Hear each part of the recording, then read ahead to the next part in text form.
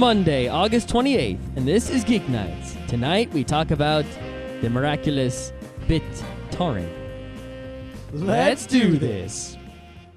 Well, independently of one another, all three of us went out of town last weekend. Yep. I went to Albany to help our friends Kate and Adam move into their new townhouse. I would have done that if I didn't go home to my parents' house. Yep, and Alex also went out to his parents' house. Holy crap. It was a lot of heavy lifting on my part, and it took until about 2 in the morning. I did a lot of heavy lifting at IKEA, but I forgot an important piece to my bookshelf because... Oh, you mean the piece that the instructions say you have to buy? The piece that is pictured in everything that you purchased? The piece that was obviously necessary? Yeah, well, I didn't know how to shop at IKEA, so what do you want from me? Could have asked someone. I did. They weren't very helpful. What did you ask them? I asked them where little metal bits were that held the shelves on. I didn't realize. And he answered, didn't he? He told you where to buy the wall mounts. Yeah, no. You didn't ask him where the cross braces were. I didn't know I needed a cross brace. Nor did you ask him if you had everything you needed. No. So the blame falls squarely on Scott Lloyd Rubin. Also making IKEA not the easiest place to shop at. I thought it was perfectly easy. You look in the instructions, and it says, pretty much, if you bake this kind of shelf, you need a cross brace. And then in the picture of the shelf you're making, it shows the cross brace. I didn't really read the directions so well. Oh. Yeah. So Outstanding. that's that. Good game, Scott. But to not bore you with all the details of our mostly unexciting weekends, other than the fact that we just got a new board game that we've been playing a lot, and it's a lot of fun, but we're not sure if we like it or not yet.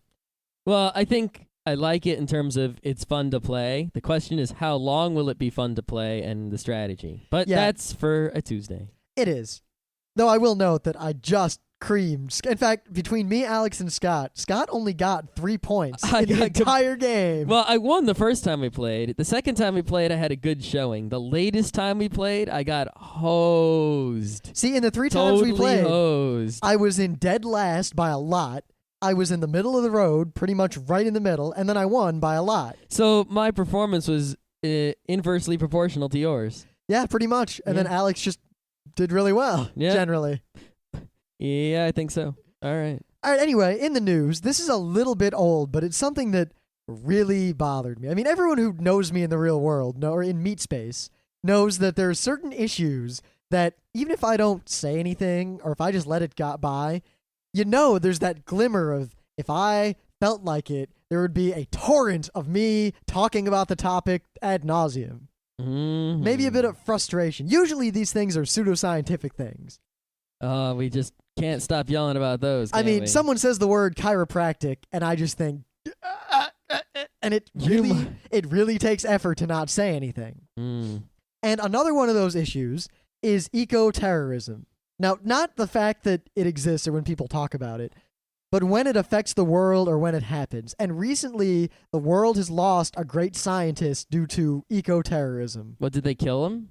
Well, basically, Dario Renac, I don't know if I'm pronouncing his name right, but he is a well-respected neuroscientist from UCLA. And from what I read on Slashdot and articles about him, I don't remember exactly what he did, and I don't feel like doing any fact-checking tonight. But I read that he has done all sorts of fantastic things, and he has put forth a lot of somewhat significant advancements in the various fields surrounding neuroscience. Ooh, neuroscience. Yeah, I can't go into more detail than that because I don't know. I don't know anything about neuroscience either. See, I looked it up at work, but then I got distracted by, work, and then I never bothered to finish looking it up. Awesome. But anyway, he and his family had been harassed for much of his career by eco-terrorists and... Why would they be harassing a neuroscientist? Well, because he's a neuroscientist who, among other things, occasionally experimented on monkeys. Well, you need to. You gonna test on human brains? See, I'm not gonna worry about the issues of, why eco-terrorists do what they do or why people care, other than the fact that to all the people out there who are staunchly against animal testing in any form, I'll note that animal testing has come a long way, and it's really not as bad as groups like PETA really want to portray it as. And I say, no matter how bad it is, one person greater than animal. See, I disagree. I've met a lot of people where I would put a puppy's life ahead of them. No. They were pretty bad people or pretty annoying people. You would have to maybe... All right. Here's a question for you. Who would you rather have living in our house right now? A puppy that was quiet and well behaved that I had trained, didn't even poop in the house, did everything outside, or he who shall not be named, he who lived with Pete?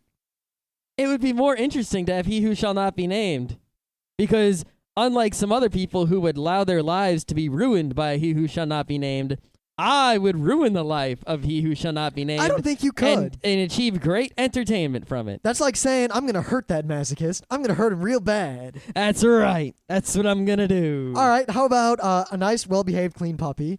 Or an amalgam of Stinky Rob's body, Dwayne's brain pre-giving up marijuana, and Hitler's mustache?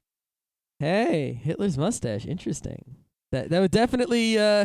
it would be more interesting. Well, anyway, in regards to this the news, puppy would be nothing. I mean, I am against, there is some gratuitous animal research out there. Luckily, that is diminished over the years. In a lot of places, like cosmetics, a lot of cosmetics aren't tested anymore because they're using really well-known chemicals that have been tested in the past, and there's really no reason to test these things further. So if someone was still testing, like, I'm going to keep injecting this deodorant into these cat's eyes for 100 years, that's just stupid. Or a guy who's like, I'm going to boil a monkey just to see what happens. That's not cool. I mean, what's the point? Other than, I'm sure Penn would have a lot to say about that, and I'm sure he would laugh hysterically. I don't think that it is worth either the monkey's pain or the possible entertainment Penn would get. Yeah, like... I'll agree that, okay, if I have a choice between saving a person and saving a monkey, I'm probably going to say it's time for the monkey to go. But if you're just going to kill a monkey for no reason, I'm going to say, what the hell? Don't kill that monkey for no reason. We might be able to use that monkey's life to save a human life. Or possibly, in the future, another monkey's life. I mean, there are cats that get insulin shots because they have diabetes. Wow. Yeah, so animal testing also helps animals, to all you dirty hippies out there. Do the cats hurt when they pee? I take it out of my wife and dog. How's the cat take it out of the dog? That's interesting. All right. You know what? I've noticed we I'm tend a cat with diabetes. Wow, we're losing it today. Okay, it's over. It's a cat with diabetes. It's diabetes. I tell you now out there seriously that we don't find diabetes funny. Yeah, my grandpa had diabetes. Yeah. I'm not kidding. But a cat with diabetes is hilarious. Anyway, the thing is, I trust the scientific community and the people who do this research because I know people personally who do research like this or who facilitate this research, that the scientists do it because they feel that what they are doing will benefit the world or benefit mankind. And they put a lot of thought into it. And there are a lot of ethics involved. And a lot of scientists will refuse to do research that is just obviously stupid or harmful without any reasonable benefit or gratuitous or whatever. Yeah, it's not like back in the day when you had like crazy Russian and, Nazi scientists who would just do whatever the hell they wanted, do mad science. It doesn't happen anymore. Scientists actually know what they're doing, and they won't do bad things. I mean, someone who's sitting around going, I need to cure AIDS, trying to figure out how to cure AIDS, is going to be like, let me totally mutilate some monkeys. I'll boil a monkey, see if that kills the AIDS. Yeah, they're not doing that shit because they're smart. Now, despite this man, who apparently had tested on monkeys, was a well-respected, well-known neuroscientist who'd contributed volumes of work and data and experience and knowledge to the scientific community and had advanced mankind. He had been harassed, and his family had been harassed for years by various activists. And just recently, he decided that he's going to retire. He's given in to these effectively terrorist demands for fear, not so much for fear of his life, and not even so much for fear of his family's life, but for fear for the lives of people around him. Because just recently, these eco-terrorists tried to firebomb something. It was either his house or a facility he worked at. And they accidentally left one of their Molotov cocktails on just like a neighbor's porch. And he said he's had enough. He's not going to risk people's lives for his research, and he's given up. The world has lost a scientist because of what are effectively terrorists. Okay, well, number one, how can you tell someone that they're bad for, even if he was killing monkeys, just killing tons of monkeys, how can you tell him that he's bad when you're firebombing people with Molotov cocktails? I guess their rationale is that if I kill this one man, I'll save a whole bunch of monkeys. Okay, number 2. If I was this guy, I would say I was quitting science and continue science in secret. Maybe he is. He's smart. He's smarter than us. Number 3. If a guy was outside my window with Molotov cocktails, I would shoot him. Now, the thing that bothers me is not only, I don't want to use the word hippies because hippie is a really broad term, and I don't. Well, now it's a broad term. Yeah. It used to be more specific. Yeah. So I guess I want to use the phrase dirty hippies. That's right. When I say dirty That's hippie, the one. I don't even really mean people who just happen to not bathe and happen to be very free-loving or happen to be very spiritual. Yes, those are plain hippies. When I say dirty hippie, I effectively mean eco-terrorist, pseudoscientists, and all that tomfoolery. Yeah. And they do these things, yet they're really not given the label terrorist, despite the fact that they're terrorists. Well, some of them are given the label terrorist. Well, here's the thing. There are organizations, a lot of them in the U.S., that pretty much promote all of these terrorist acts straight up and openly. Mm-hmm. But yet, they always say, and the courts always hold up, that they're not responsible when these things happen because they didn't directly do it. They just happened to post this guy's address, and they just happened to post Molotov cocktail instructions, and someone just happened to follow these instructions. They didn't take direct action. And very rarely... But then how come, How come we go after Hezbollah? Yeah, well, how come I say all sorts of things, sometimes, like, oh, what if I did this? And you always say, oh, but then you're telling someone to do that. You can't tell someone to do bad things. See, there's a real fine line, and a couple of these people have gone down before. All right. But the sad fact remains that, Hezbollah might not do anything directly, but then someone does something in their name, and then, oh, we can't blame Hezbollah, or the thing is we do blame Hezbollah. But then someone does something in the name of the Animal Liberation Front, and, oh, well, that wasn't us. That wasn't them. That was just some crazy. Now, see, what bothers me more, right, is, of course, the people doing terrorist acts like bombing stuff are way out of control, and, that's a separate thing. Forget them. It's the people right under them, the people who sort of agree with what those terrorists are fighting for, but aren't evil and doing terrorism. The problem I have is that those hippies that aren't actually terrorists, but agree that, you shouldn't test on monkeys or whatever, those are generally good people with good intentions. Like they want good. Yeah, well, they don't want evil, but they're just... They don't understand. They're ignorant, or they're dumb, or they're they being used. Or they're being used like someone is just, feeding them false information. PETA. Michael Moore. Even though Michael Moore's not nearly so bad, because at least he's entertaining. There's nothing funny about PETA. That's true. But, and... Oh, as an aside, don't forget the head of PETA is diabetic. Dun, dun, dun. She uses insulin. Oh, but we tested insulin on animals, Dun, so... dun, dun. Huh.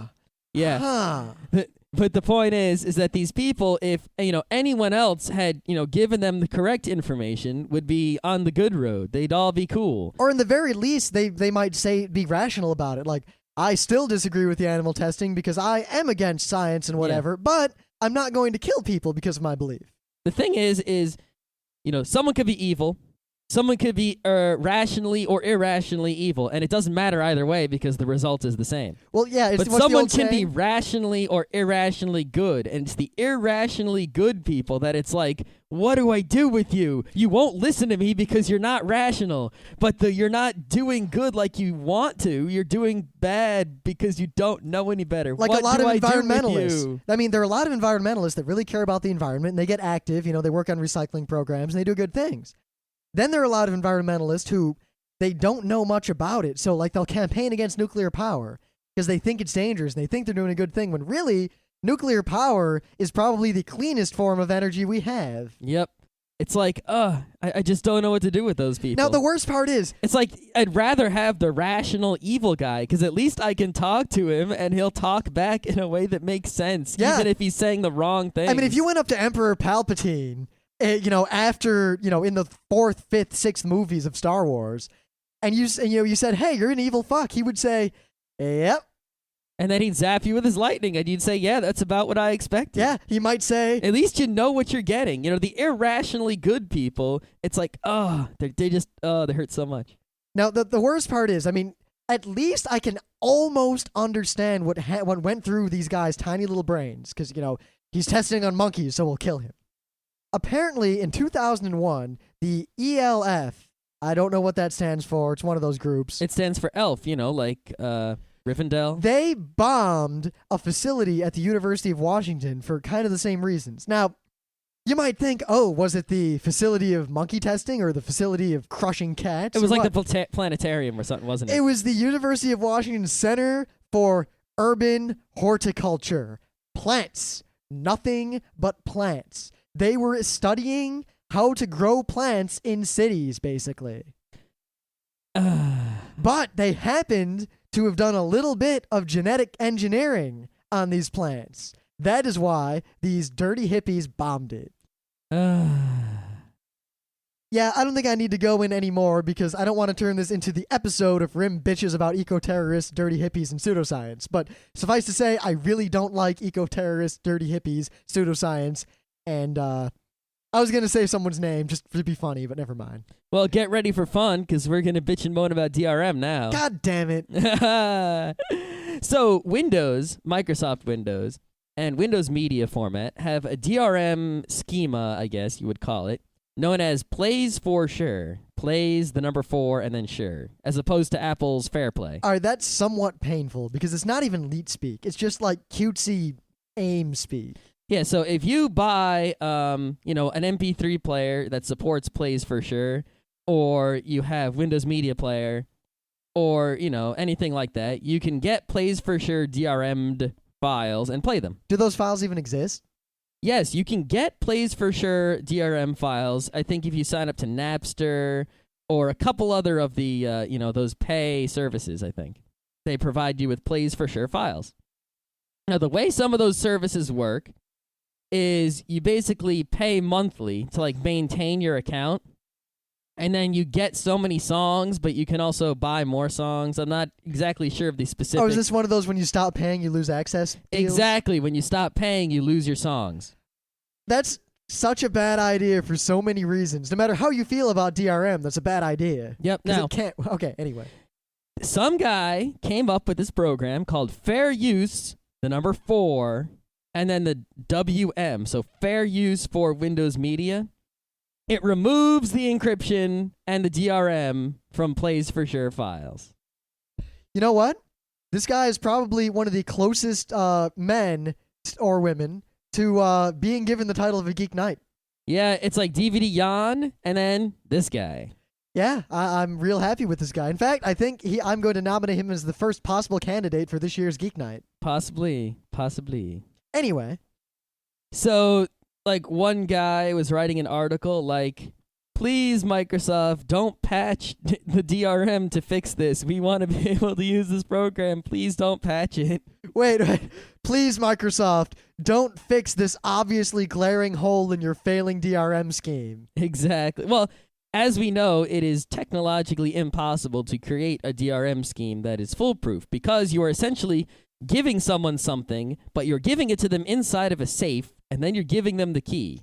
And you just have, some sort of mechanism on the safe where the key only works at certain times, but they have the key and they have the safe. So eventually, they're going to figure out how to open the safe and keep it open. And even then, you can always figure it out because of the analog hole. I think I need an analog hole. Yeah, there's a hole. soundbite. There's a hole in the back of the safe that they can peek into, and eventually they'll figure out how to suck whatever's in there out that hole. If anyone feels like it, try to make us an audio that is some sort of booming analog hole thing. We should just turn on the echo effect and say, analog hole. Analog hole. Yeah. All right. I think that's what we'll do. We'll get someone who can sing.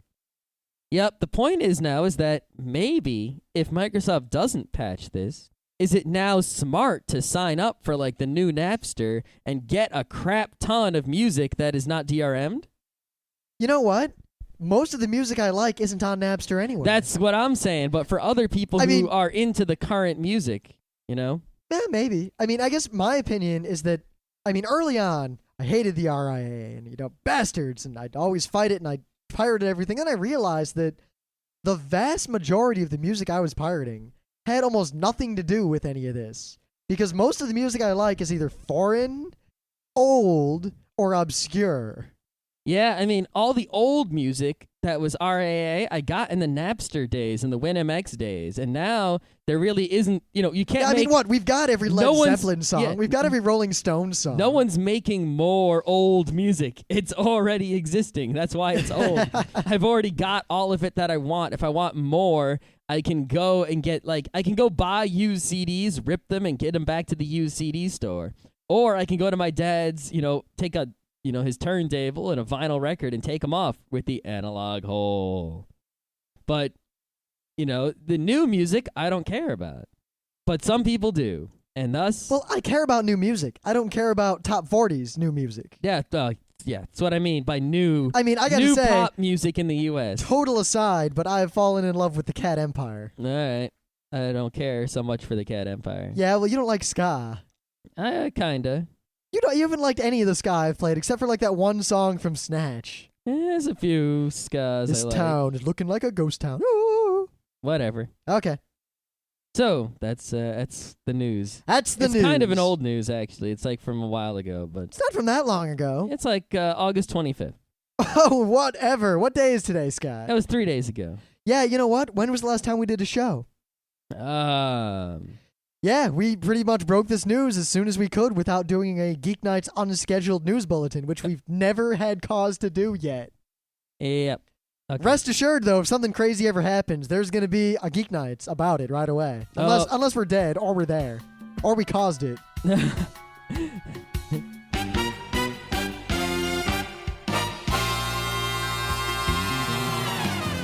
Things of the day. All right, this one's a bit old, but I don't think a lot of people out there have seen it. And I think it's pretty cool, partly because I did something similar, though on a much lower scale than this dude. Now, I'm sure, well, I hope, because I realize that a lot of our listeners are younger than us, there was this golden age of Nerf when we were kids. Because when I was young, the Nerf bow and arrow debuted. It was a one-of-a-kind toy. It was the first toy like that. And it was amazing. It sold out immediately. There was crazy runs on it like there were for Cabbage Patch Dolls back in the day. And I don't know, Tickle Me Elmos and all that crap. And in fact, it was so bad that on Christmas, my brother got one. But there weren't any more, so I didn't get one. I got this knockoff Robin Hood bow and arrow with terrible foam arrows that barely worked. See, we had very little Nerf stuff, because at first my parents were apprehensive. They were like, I don't know if we're going to get you Nerf. What? But then, eventually we got some. We just didn't get a giant arsenal. Nerf was no one I knew actually had an entire arsenal. Really? Most people just had a bow and arrow and a bazooka, and that was it. Where I grew up, everyone had an arsenal of Nerf. Nerf was such a pivotal part of my childhood. In fact, I would say Nerf, Nintendo/Atari, old Hitchcock, Vincent Price movies, and Dungeons and Dragons pretty much defined my childhood. And I had every good Nerf thing because Nerf started out great and all the original Nerfs were awesome. And then they fell to Super Soaker syndrome because I'd say that some of the original Super Soakers, much like the original Nerf, were far superior to the products that came out later, and they kept discontinuing good products and then releasing crappy, breakable, big pieces of plastic products. Yeah, Nerf did over time decrease in quality. The early Nerf stuff was light on the plastic and was very functional. Later, there was a lot of flare. I remember that we had a Nerf gun with a LED sight that would kind of work like a laser, but it was. See, it was I don't an get LED. it. The Nerf bow and arrow was a fantastic toy, and I never understood why they discontinued it and why they made just crap Nerf, and then Nerf disappeared. Nowadays, they still have Nerf, but barely. Yeah, and when I was a kid, we would have wars where everyone was armed. I'd have a Nerf bow and arrow on my back, and I'd have two single-shot pistols. It was all about the 6-shooter of arrows. It had 6 big arrows, and it went do-do-do-do-do-do. Yes, that was in fact the best Nerf gun. And that was the M16 of Nerf. It fired 6 arrows, and all you had to do was pull the trigger 6 times. Oh, no. That one is crap compared to the original incarnation of that, where it was a pump. You basically pulled it back, and then it fired, and then you pushed it forward, and it rotated the Gatling gun mechanism. Yeah, that's with the Gatling gun. It didn't have a trigger. I thought you pumped it, and then you pulled the trigger. No, you didn't pull the trigger. Anyway. I know my Nerf. Yeah, I didn't have it. So it was called the Nerf Aerostorm. That was the one. It was the best Nerf gun ever made. Yeah, that's the one. Now, anyway, I somewhat modified my Aerostorm because later this thing, I think it was called the Razorback, came out. And it was actually, that was the beginning of the end of Nerf because that was the first bad Nerf product. It was a Gatling gun that, well, it wasn't really a Gatling gun. It was a chain-fed machine gun. How's that? And it had this plastic chain. You loaded it with these orange suction darts, and you cranked it, and it just spat out arrows like bit. The problem was it jammed like a motherfucker. It barely worked. It didn't shoot very hard or very far, and the chain would just break. But the arrows, I noticed, fit inside of the launchers for the Aerostorm because normally you would put a big yellow arrow over the Aerostorm. Instead, I'd shove these tiny little orange arrows into the launcher. Yeah, so it used to be an arrow with a hole in it, and you would stick a little, a blower of air would blow air into the arrow. Now, you're stuffing that blower with an arrow in it. So, I also opened the thing and put a bigger spring in it. Uh-oh. Now, when I would shoot it at people, because people would come into my basement, and I'd be like, check out my Nerf gun. And they'd always say, that doesn't look like... And then I'd shoot them with it. And as far as I can gather, because I was never personally shot with my own gun, but apparently it hurt a lot. And it was fantastic. Awesome. Now, this guy did something times a million to get back on track. He made a bona fide Nerf sniper rifle. Holy crap. You have to see this thing. This is a sniper rifle. It's quite large and quite high quality. Like, usually you see someone make a mod, and it's slightly shoddy. This thing is polished. It looks really good. The guy doesn't look like a super nerd, and the thing looks like it really, really hurts. Yeah, and you can tell by the way he loads the arrow bolt into it how quality it is. Yeah, so check this video out. All right, what do you got? Okay, so this isn't really the greatest thing of the day, but it's a good example of Linux discrimination, if you will. You're doing my classic, I don't have a thing of the day, I'll take a news and just kind of jam it into the thing of the day spot.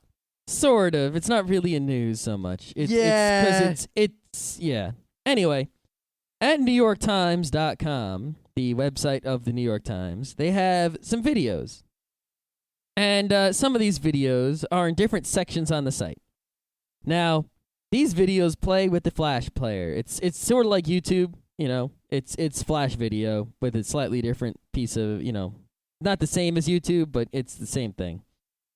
Anyway, if you want to watch a video on the front page, it just shows up and you click play and you watch it. It works fine in every web browser and every operating system as long as you have a new enough version of Flash that supports Flash video, and it doesn't matter if you're using Firefox or IE or whatever. However, for some reason, on Linux, if you decide to go to the video section of the New York Times website, it won't work. It won't actually let you go there. Even if, you have, obviously your computer can play the video because it's playing the video on the front page. But if you go to the video page where there are more videos, it won't let you go there. Now, it gets better. It does? Yeah, because you realize it only looks at the user agent string, and if you change that, it works just fine in Linux. Yeah. So there's absolutely no reason for it to not work in Linux, except that all they do is they check to see if you're using Linux. And if you are, they make it break on purpose. Yeah, well, it's not if you're using Linux. It doesn't say if Linux don't work. It says if you're not using Internet Explorer, if you don't have a new enough Flash, and if you're, not using Netscape 6.2 or higher, then don't let them view this page, show them this error message instead. Now, for me, I just tried it. It just worked. I don't know if they changed something or if my user agent is lying or whatever. Uh-oh. This is all you with this thing of the day. No. If you got some bad reporting and it's not true anymore. If it's not true anymore, then it's changed very recently. The point is, Rob Lemo, an old Slashdot guy, made a video on his computer of him, falling into this trap on Linux. And you can watch this video, which is the thing of the day, the video itself, where he shows the blatant discrimination by the New York Times against Linux. So it's like, it's bad enough that a lot of people don't make things for Linux, or whatever. But someone to make a website that Linux would normally work just fine on, but they purposefully filter you out. It's like, all I gotta say is that no website anywhere, ever, anymore, at least in the past, it was okay to do this, but not anymore. You should never check to see what, operating system and browser your visitors are using and then decide not to let them see your content. You could warn them, hey, I suck and the site might not work with you. Yep. You can also, change the content differently. Like, let's say, if someone has IE, then you want to use this CSS. And if they're using Firefox, you want to use this CSS because it'll make the page look correct because the browsers do CSS differently. That's fine. But you should never block anyone from seeing your site based on the browser, or else you're an ass, because that's not necessary anymore. They might have a browser that will be able to render your content just fine, and you're going to prevent them from seeing it because you're not sure if it will work or because you don't know about their obscure browser. Screw you. Screw you with a hose. So this video demonstrates exactly this principle in action.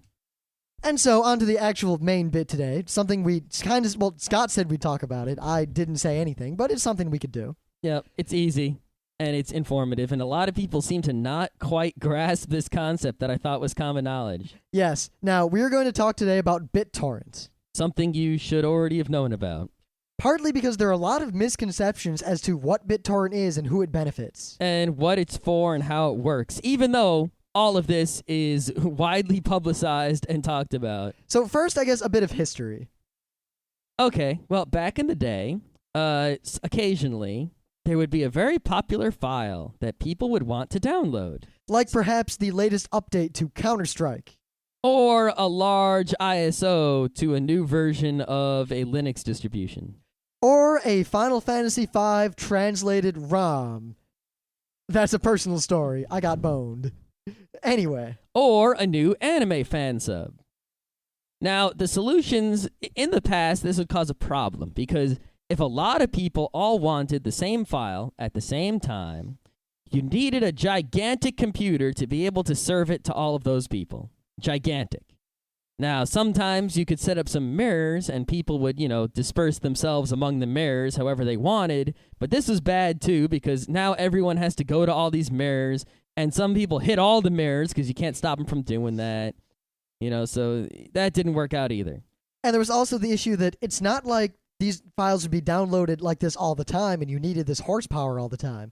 It would be a swarm. 1 million people try to download the file over the course of a week, and then 5 people try to download it a month later. Yeah, so it's like you buy a gigantic computer to serve one file and then nothing. I mean, sure, someone could start a business where they have giant computers that they rent out, but that's not ideal either. There are other people set up systems of queues where you'd wait in line and then get the file. But that just pissed people off. Yeah, with things like Hotline or different IRC F-serves. Yeah, File Planet pretty much only exists because of this problem. Yeah, they came up with File Planet, which used to be, you just go to File Planet and get video game files. That's how it used to be. Now, if you want to go to File Planet and you don't want to pay money, you have to wait in line to get a file. If you want to pay money, you can just get the file right away because barely anyone pays money. You know what? Don't go to File Planet. Never go to File Planet unless there's absolutely nowhere else you can get the file you want and if you really, really, really need it and can't get it anywhere else. So what to do? Yes, what to do about this problem. If only there was some way that, we could all get a file at the same time without having anyone need a gigantic server and a gigantic bandwidth bill. Now, this is where BitTorrent comes in.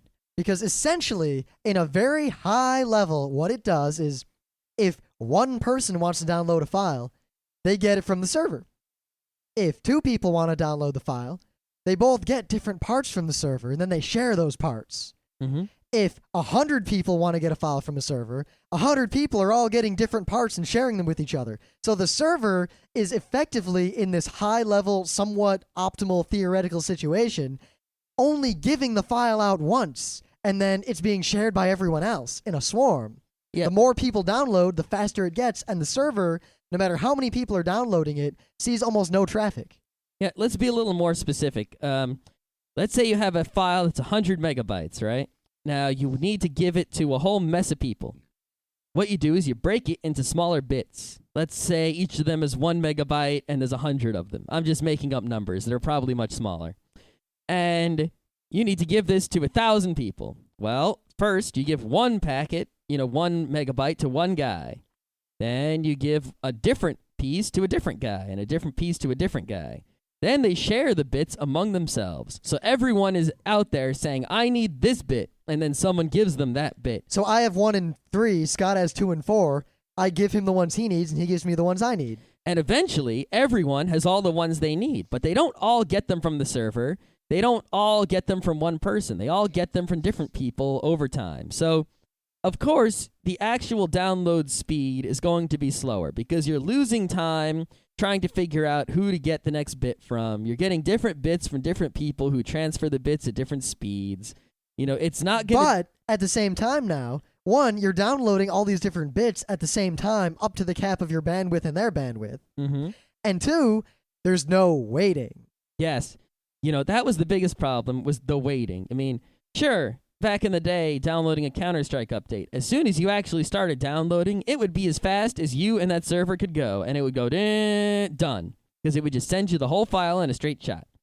But you had to wait so long, and you had to keep clicking on different mirrors until you found a link that worked, and it was just a pain in the ass.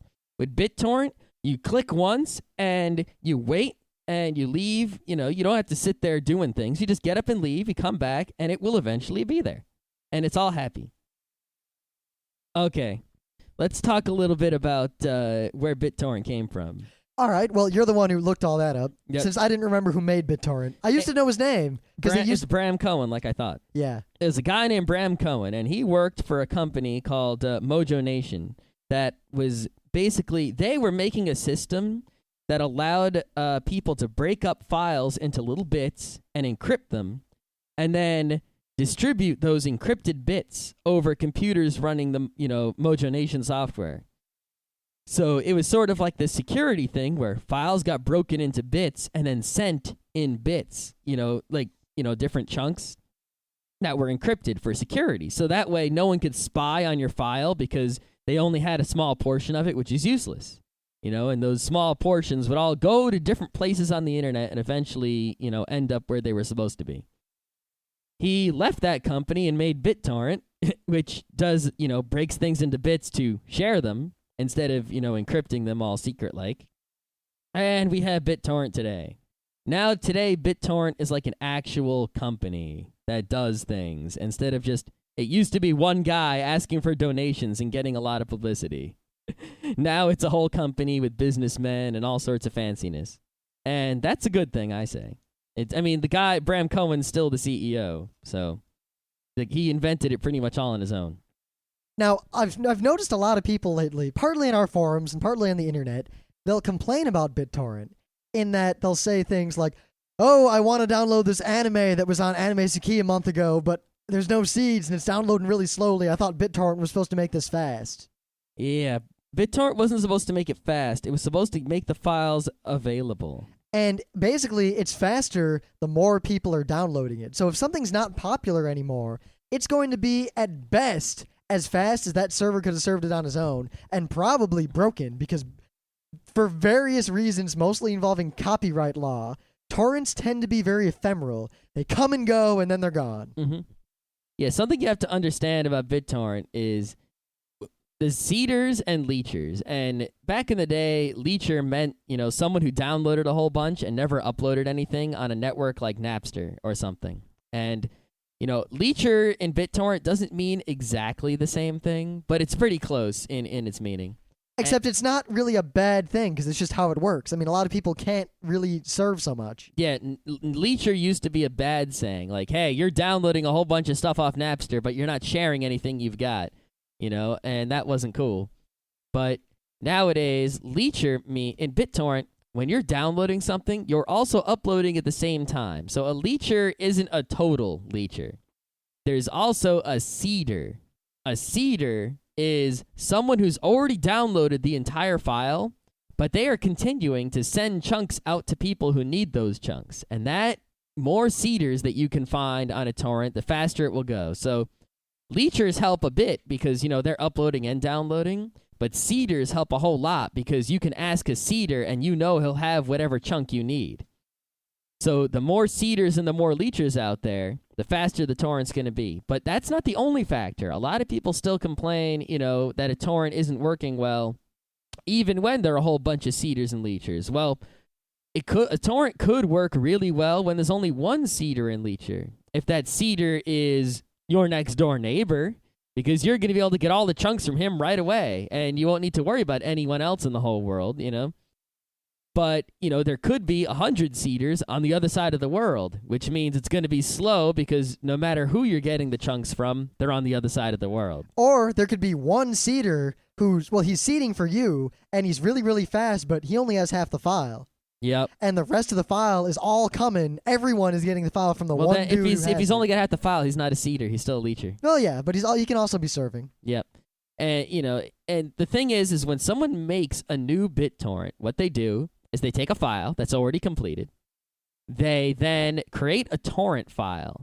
And that torrent file is a small, tiny file that anyone could download in like a second from a website. They're so small and insignificant.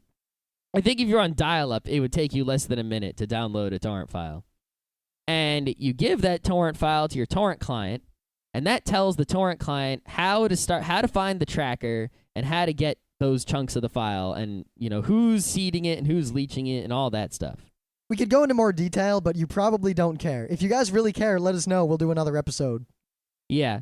Pretty much what it is the tracker tells you where the other torrenters are for the file, and then, the torrent file tells you what the file looks like. That's why when you start a new BitTorrent, the file appears right away, because the BitTorrent file tells you how big the file is and what its name is and all that good stuff. And then it just fills the file with data as it does its torrent thing. Now, there are also ways to do like trackerless torrents, which basically, it doesn't mean trackerless, actually. It means that everyone is a tracker, basically. Yep. And the only thing you need to know is that there are two ways to go about this. The normal way that every BitTorrent client in the world except one uses, and then the Azurius way. Yeah. The way that every other BitTorrent client in the world uses is the one that is recommended. And what, DHT is developed by the BitTorrent company, so it's the official way. And that's the way you probably want to do it. Yeah, because if you do it the Azurius way, you can only take advantage of this with other Azurius users. Yep. Now, a lot of people get confused, and they think a tracker is the same thing as like a listing. A listing is not the same thing as a tracker. All the tracker does is it tells you where the other people are torrenting. You never look at a tracker. Only the BitTorrent client talks to the tracker. It's not something you see with your eyeballs, generally. A listing is a place where you get torrent files, and torrent files are listed. And those are like, websites like, Mini Nova and Torrent Spy and Torrent Box. And Torrent Reactor. Torrent Reactor and the ill-fated Loki Torrents. I remember Loki Torrents. Yep, then they got hosed by Of course, luckily, we have the Pirates Bay. Oh, the Pirate Bay. The Pirates Bay will never die. The king of torrent tracker. Not torrent listings. Yes. Not tracker. The pirate listing king. Yes. Exactly.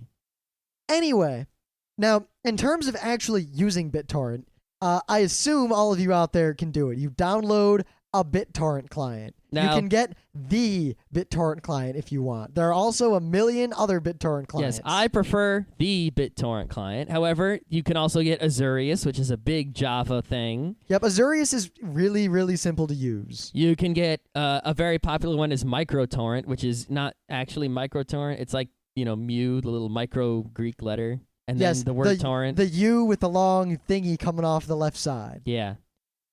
Scott, why did the cat fall off the slanted roof? Why did the cat fall off? Because it lost its mu. Dun, dun, dun. Mu is the coefficient of friction. Yes, it is. I made a physics joke. Oh, no. Oh, my God. Yeah, that's a very popular one that works. That is a very popular joke. A very popular BitTorrent client. And I should be all Groucho Marx. There are other BitTorrent clients out there, and you can use any one of them, and they'll probably all work just fine. Now, one last bit about using BitTorrent clients is that, and we're going to do a whole show on this because no one out there seems to understand it, unless, they're a technologist. And yet it's something that you all should really know about because almost everyone accesses the internet through a NAT now, a router that basically gives you different IP addresses. If you don't know what NAT means, don't worry about it, but you probably have it anyway. The thing is, there's something called port forwarding. And to not go into any technical detail, even though I will someday, I will go into excruciatingly boring technical detail if you want. But you need to forward ports, TCP ports, on your router to whatever computer or computers you want to use BitTorrent with. And different BitTorrent clients can use different numbers of ports.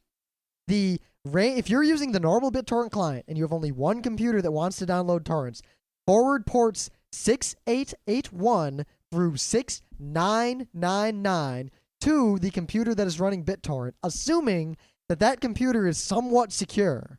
BitTorrent will run just fine if you don't use any of this port forwarding, but it'll be a lot faster and better if you do. If you use Azurius, the easiest way to know if you've got this set up or not is if you've ever seen a green smiley face, you're okay. If you've only ever seen yellow, you probably don't have port forwarding set up. Another thing to note is that if you have universal plug and play, UPnP, enabled on your router and your OS supports it, then most BitTorrent clients, especially the default one, take advantage of that and will be able to get you the green smiley faces by telling the router to open the ports. However, UPnP is not the most secure thing in the world, so turn it on with much hesitation. Yes. Usually UPnP will cause you problems if someone gets access to your network and then opens up ports to the outside world and then comes in through those ports. That's what you got to worry about.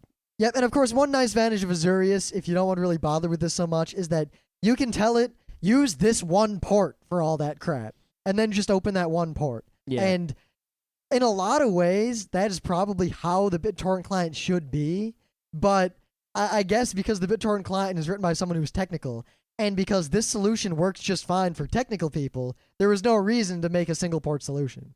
Yeah. I'm an advocate of single-port solutions in most applications, as an IT major.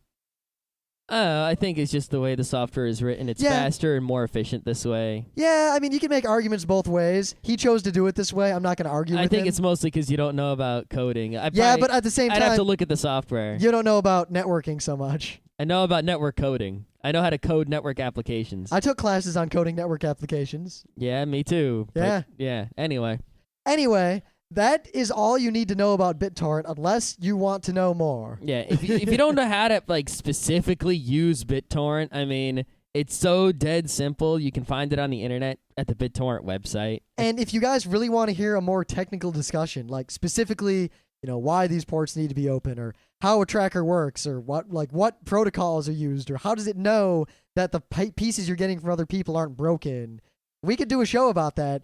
But we found in the past that the shows we did that were overly technical did not go over so well. Yeah, people seem to go you talked over my head. And I'm like, well, it's Tech Day. I figure people who listen on Tech Day want to talk about, tech stuff. No, I think the people who listen on Tech Day want to learn about tech stuff. Yeah, they got to understand the over-the-head talk. Yeah. All right. BitTorrent is awesome. You should use it. But it does not replace Napster. It is not a Napster replacement. It is not a Kazaa replacement. It serves a different purpose and solves a different problem, and it is awesome. In fact, it solves a problem that many of you young kids probably never saw, because it was a problem that came and went on the internet. Yeah, I think that's why a lot of people don't understand it, because they never experienced the problem. Plus, they never experienced the golden age of peer-to-peer. That is true. I mean, we lived through the dawn, birth, rise, renaissance, death, renaissance, death, renaissance, and death of Napster. That is correct. There was a time when I would go onto my computer, start Napster, and every song in the world that I could ever dream of was available immediately at insane speed, and as far as the world was concerned, it wasn't illegal. The recording industry barely even knew this existed. Yep. It was just this crazy thing. No one was getting sued. No one even thought of the possibility that you might be sued. Most people just assumed it was legal if they even knew anything about copyright law. It was good times. It was crazy times. Yeah. Oh, and one more thing. A lot of people I know complain about BitTorrent, again, thinking it's Napster. Because they say, I can't get individual songs, I can only get albums. Well, it's like, first of all, why don't you want the album instead of the original song? If you're going to steal it, why not steal the whole thing? steal as much as you can. Yeah, the old pack rat wears mentality. If I can download it, god damn it, it's worth archiving on my RAID. Yeah.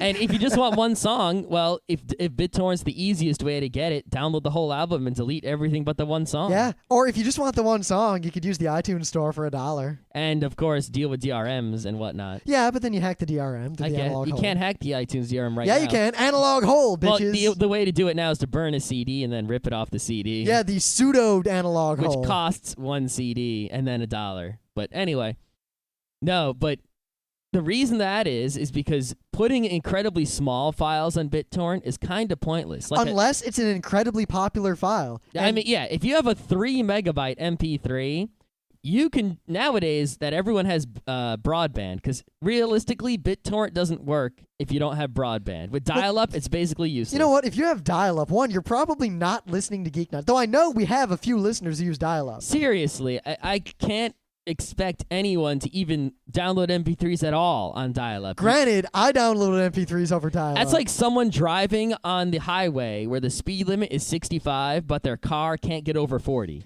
It's like, you shouldn't be on this highway. Get off. You're being dangerous. I remember when downloading and successfully getting a 3 megabyte MP3 was this crazy deal, and then you would break it up onto a floppy disk and give it to your friend. I downloaded OpenOffice over 56K and burned 3 or 4 CDs or something. See, I lived in the promised land. I had a cable modem pretty much. I don't remember. Maybe it was just one CD. It was big. It was hundreds of megabytes. I had a cable modem pretty much forever. Yeah. But the point is, if you have broadband, sending a 3 megabyte MP3 to like a whole mess of people takes like 5 seconds each. So you don't really need BitTorrent for that. You could just have a FTP server and it wouldn't have a problem doing it, even if 1,000 people showed up.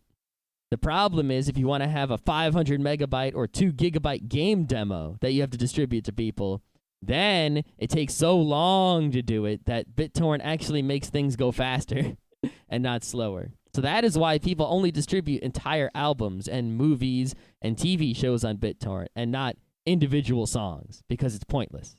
Well, hopefully we've dispelled some of the myths, rumors, and misunderstandings about BitTorrent. As always, if you want to argue with us or anything, you can hit the forums. Also one note, I keep forgetting to say this. If you apply for membership to the forum and you do not receive an email that says, "Congratulations, you are a member of the forum," come back to the forum and try to sign in with the name and password you chose. There is 100% chance that you were approved and you just didn't get the email because you use Hotmail or something stupid like that, and the spam filter is overly aggressive. Not only have we never denied entry to anyone, but we've only ever banned one person, and good God was that kid annoying. Yes, and if you would like to apply for membership to the forum, if you wait maybe, I don't know, there's a 100% guarantee that within 12 hours you are going to get approved. If anything, by the next episode of Geeknights, if there is an episode of Geeknights that was not pre-recorded, and you hear it, and you applied for the forums before that episode airs, you are now a member of the forums. Congratulations.